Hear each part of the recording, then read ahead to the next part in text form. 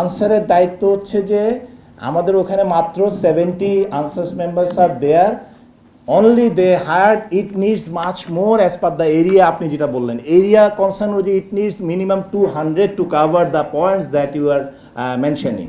But স্বাস্থ্য মন্ত্রণালয়ে যেহেতু বাজেটের একটা ইস্যু আছে, আমরা কিছুদিন আগে কিন্তু একটা চিঠিও দিয়েছিলাম যে it is not enough to protect such a dense hospital environment manage করার জন্য। প্রত্যেকটা হাসপাতাল সার্ভে করে আমরা একটা রিপোর্টও দিয়েছিলাম to increase, but unfortunately budgetary কনস্ট্রেন্টসের কারণে স্বাস্থ্য মন্ত্রণালয় বলে দিয়েছে যে যারকে সংখ্যা যেভাবে সুনির্দিষ্ট করে দিয়েছে এখানে অ্যারাউন্ড 80-র মতো থাকবে, তার মধ্যে তো 10 জন ছুটিতেই থাকে। সো সেই 80 দিয়ে এত বড় এরিয়া, তাহলে কি হয়? ওরা যেটা করে হাসপাতালের যে মেইন কমপ্লেক্সগুলো আছে, বিভিন্ন বিভাগগুলো আছে, সেখানে যে সিকিউরিটি কনসার্ন যে এসে সাধারণ পাবলিকরা এসে যে ধাক্কাধাক্কি করে হাসপাতালে একটা ক্যাওয়াস তো প্রায় ইমার্জেন্সির সামনে হয়, এগুলোকে প্রোটেক্ট করার জন্য অ্যারাউন্ড 30 অলওয়েজ একটা শিফটে 30-র মতো কাজ করে স্পেসিফিক টু দ্যাট এরিয়া। ওই এলাকাটা তো আপনার জানেন 3টা গেট আছে। হ্যাঁ, এরকম 3টা গেটে অল 3 আর ভালনারেবল। প্রত্যেকটা গেটে কিন্তু ঝুঁকিপূর্ণ, প্রত্যেকটা গেটে কিছু ডাইনামিক্স আছে, গেটের বাইরে pharmacy, there are many issues.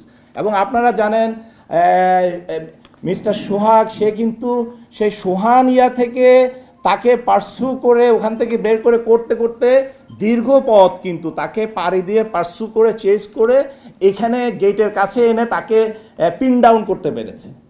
গেটের কাছে কিন্তু ভিতরে কিন্তু তাকে পিন ডাউন, বাট তার আগে কিন্তু there was a pursue from there and with a huge mob টাইপের একটা সিচুয়েশন, কিন্তু there were many people there, not only single. Normally যে আমরা কালকে পল্লবীতে দেখলাম মাত্র 5, 7, 8 or 10, it is not like that, there are huge people যারা এটা করে তাকে চেস করে আলটিমেটলি গেটের ভিতরে পিন ডাউন করে then they have knocked him with, আপনারা দেখেছেন যে বিভিন্ন শার্প এজ দিয়ে, and finally the brutality we have scene.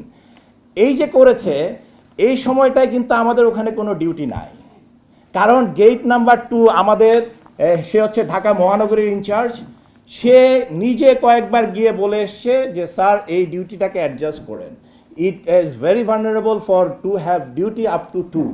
এবং ওখানে কোনো সিসিটিভি ক্যামেরা কি আপনারা পেয়েছেন? Is there any camera shot we have receive from দেয়ার?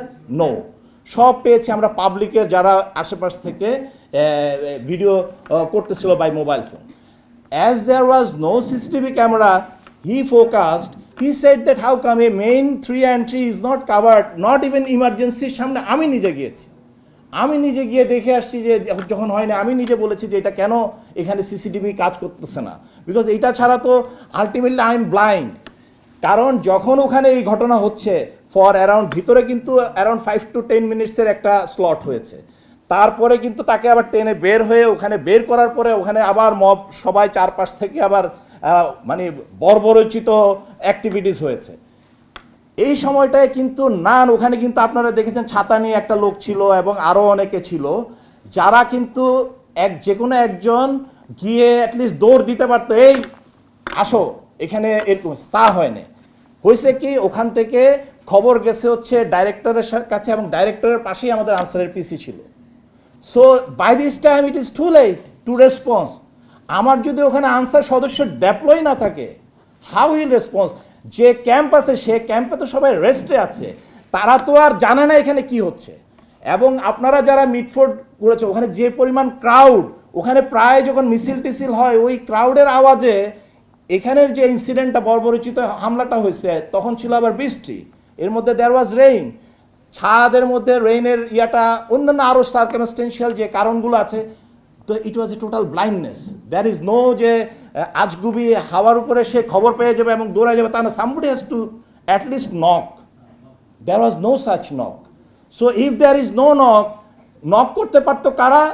হাসপাতালের যারা ওখানে স্থায়ী সদস্য যারা ছিল বিভিন্ন পর্যায়ের, ওখানে তো তৃতীয়, চতুর্থ বিভিন্ন শ্রেণীর অনেকের লোক ছিল।